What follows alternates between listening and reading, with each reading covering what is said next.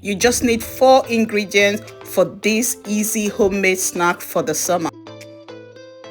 Making this can be a fun activity for you and the kids.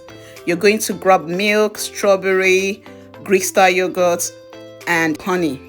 You put that in a blender, blend it until it's smooth, and you grab your silicone mold and you start scooping that into your mold. I'm using a spoon because I want each scoop to be equal.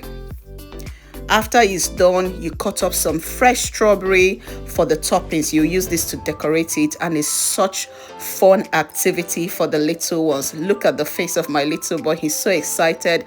He loves strawberry, and this is also good because strawberry is in season and is a good snack for them because you know exactly what is inside this snack. It's homemade, it's easy, the kids love it.